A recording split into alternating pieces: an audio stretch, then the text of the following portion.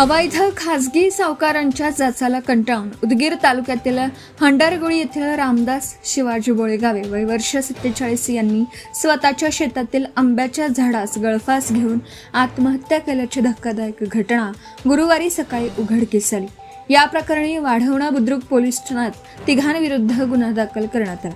पोलिसांनी सांगितलं, रामदास शिवाजी बोळेगावे राहणार हंडरगुळी यांनी हाळी येथील काही व्यक्तींकडून व्याजाने पैसे घेतले होते। मात्र वेळेत पैसे परत करू न शकल्याने त्या व्यक्तींनी व्याजासह मुद्दल परत करण्यासाठी सतत तगादा लावण्यास सुरुवात केली। तसेच शिवीगाळ करीत जीवे मारण्याची धमकीही दिली। या सततच्या त्रासाला कंटाळून रामदास बोळेगावे यांनी गुरुवारी सकाळी शेतात जाऊन आपली जीवनयात्रा संपवली। गुन्हा दाखल होईपर्यंत मृतदेह घेण्यास नकार। घटनेची माहिती मिळताच कुटुंबियांनी घटनास्थळी धाव घेतली। रामदास बोळेगावे यांना आत्महत्येस प्रवृत्त करणाऱ्या सावकारांवर जोपर्यंत गुन्हा दाखल होत नाही तोपर्यंत मृतदेह ताब्यात घेणार नाही असा आक्रमक पवित्रा घेतला। अखेर गुन्हा दाखल झाल्यानंतर नातेवाईकांनी मृतदेह ताब्यात घेतला। आरोपी फरार, शोधासाठी पथके।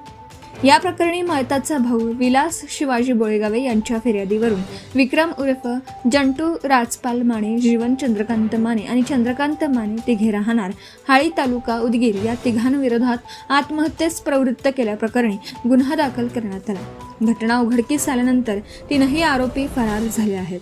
त्यांच्या शोधासाठी पोलीस पथकं रवाना करण्यात येत आहेत। अधिक तपास सहाय्यक पोलीस निरीक्षक सुनील गायकवाड यांच्या मार्गदर्शनाखाली पोलीस उपनिरीक्षक प्रवीण हसले करीत आहेत।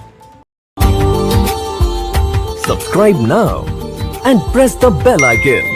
Never miss an update.